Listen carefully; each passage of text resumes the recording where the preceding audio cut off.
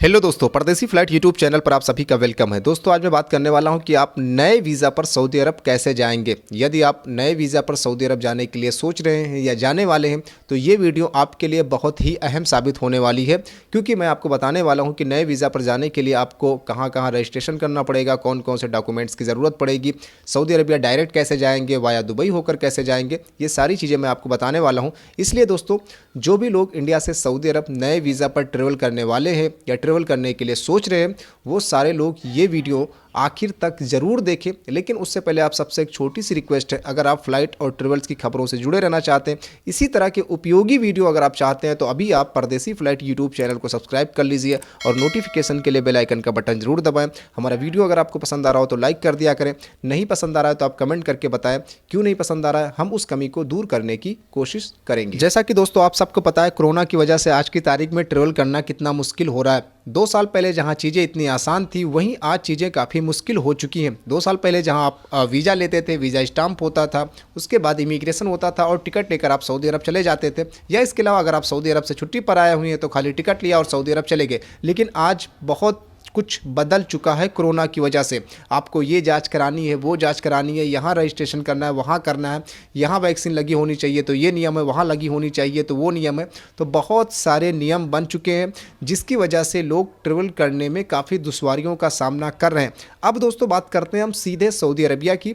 जो लोग नए वीज़ा पर ट्रेवल करने वाले हैं या ट्रेवल करना चाह रहे हैं, तो सऊदी अरब जाने के लिए सबसे पहले अगर आप नए वीज़ा पर जाने के लिए सोच रहे हैं, अभी तक आपका वीज़ा नहीं आया है, तो सऊदी अरब जाने के लिए आपके पास वैलिड पासपोर्ट होना चाहिए, यानी पासपोर्ट में 6 महीने से ज़्यादा का समय बचा होना चाहिए और आपकी उम्र 21 साल से ज़्यादा होनी चाहिए। अगर आप सऊदी अरब में वर्क वीज़ा पर यानी एम्प्लॉयमेंट वीज़ा पर जाना चाहते हैं तो आपका वीज़ा सबसे पहले आएगा।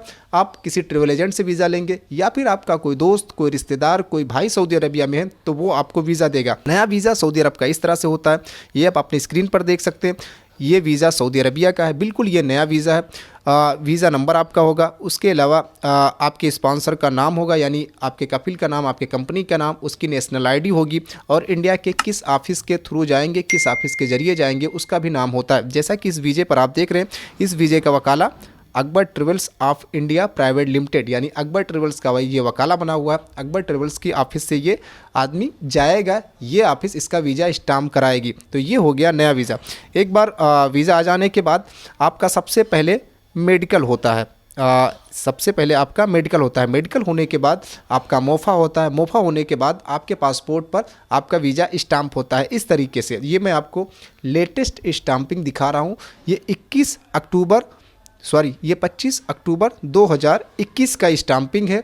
तो इस तरीके से आपका वीज़ा आपके पासपोर्ट पर स्टाम्प हो जाएगा। स्टाम्प होने के बाद आपका इमिग्रेशन होता है। इमिग्रेशन इस तरीके से होता है जिसमें आपके कंपनी का नाम, कफिल का नाम, ये एग्रीमेंट पूरा होता है, कितनी सैलरी आपको मिलेगी और इंडिया के किस ऑफिस के थ्रू जा रहे हैं, कौन से कंपनी का बीमा आपने ले रखा है, प्रवासी भारतीय बीमा, वो सारी डिटेल्स इस इमिग्रेशन पे होते हैं। इमिग्रेशन उन लोगों का होता है जिनका पासपोर्ट ECR होता है, यानी इमिग्रेशन चेक रिक्वायर्ड।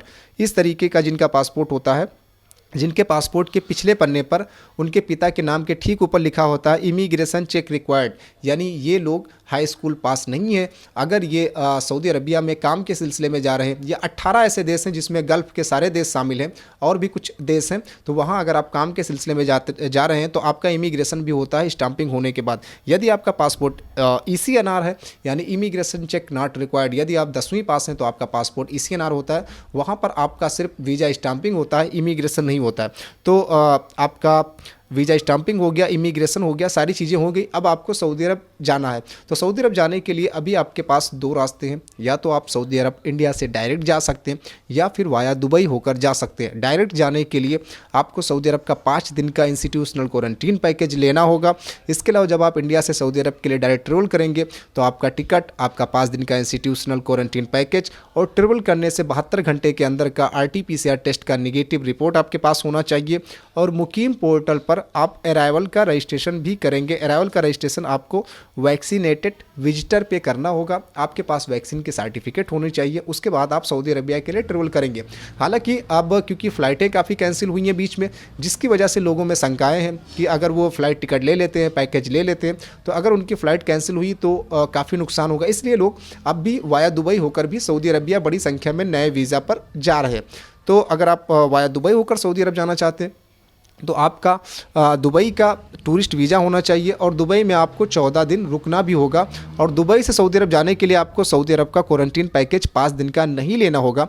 दोनों खर्चे लगभग बराबर हैं, आपका 85,000 90,000 ऐसे करके आएगा, चाहे आप डायरेक्ट सऊदी अरबिया जा रहे हो चाहे वाया दुबई होकर जा रहे हो। लेकिन अब डायरेक्ट फ़्लाइट शुरू होने के बाद दुबई जाने वालों की संख्या थोड़ी कम हुई है, जिसकी वजह से जो दुबई और सऊदी अरबिया का टिकट जो 22,000 20,000 ऐसे करके था, वो अब 12,000 और 13,000 के आसपास आ चुका है। तो दोनों रास्ते आपके पास हैं। आप अगर नए वीज़ा पर डायरेक्ट जाना चाहते हैं तो डायरेक्ट भी जा सकते हैं, वाया दुबई होकर जाना चाहते हैं तो दुबई होकर भी आप सऊदी अरब जा सकते हैं।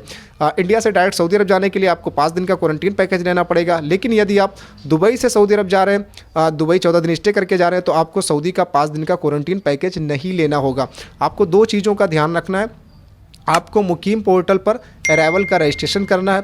2 दिन पहले, 1 दिन पहले या 3 दिन पहले आप अराइवल का रजिस्ट्रेशन कर सकते हैं और 72 घंटे के अंदर का RT-PCR टेस्ट का आपका निगेटिव रिपोर्ट होना चाहिए सऊदी अरबिया एंट्री करने के लिए। तो दोस्तों ये कुछ शर्तें हैं यदि आप नए वीज़ा पर सऊदी अरब ट्रेवल करना चाहते हैं। तो नया वीज़ा निकल रहा है, कोई दिक्कत नहीं है, मैंने आपको नया वीज़ा दिखाया ही है। ये नया वीज़ा ही अभी मैंने आपको दिखाया है। ये सऊदी अरब का नया वीज़ा है जो लेटेस्ट निकला हुआ है और इसके अलावा स्टाम्पिंग भी हो रहा है, ये आप देख सकते हैं। ये 25 अक्टूबर 2021 को ये स्टाम्पिंग हुआ था।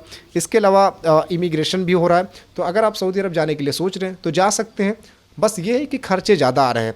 पहले जहाँ कम खर्चे में आप चले जाते थे, 2 साल पहले आपने नया वीज़ा मंगाया, आपने आपका वीज़ा स्टाम्प हुआ, इमिग्रेशन हुआ, आपने टिकट लिया, लगभग 30,000 35,000 जहाँ खर्चा आता था, वहीं अब 90,000 1 लाख ऐसे करके खर्चे आ रहे हैं। खर्चे बढ़ गए, काम हो रहा है, लेकिन काम में मुश्किलें हैं, दुश्वारियां हैं, दिक्कतें हैं, जाने में बहुत सारे नियम हैं। तो दोस्तों ये वीडियो उन सभी लोगों के लिए था जो लोग नए वीज़ा पर सऊदी अरब जाना चाहते हैं। तो उन सभी लोगों के लिए ये वीडियो था। उम्मीद करता हूं दोस्तों मैंने जो भी चीज़ें इस वीडियो में बताई हैं वो चीज़ें आपको समझ में आई होंगी। फिर भी अगर आपके जहन में कोई सवाल है तो वो सवाल आप मुझसे पूछ सकते हैं। मैं कोशिश करूँगा आपके उन सवालों के जवाब देने की।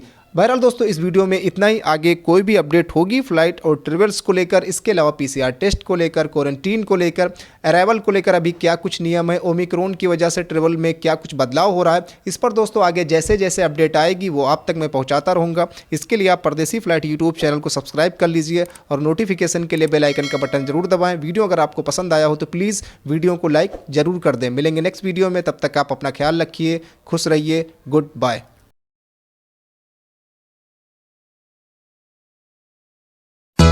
Thank you.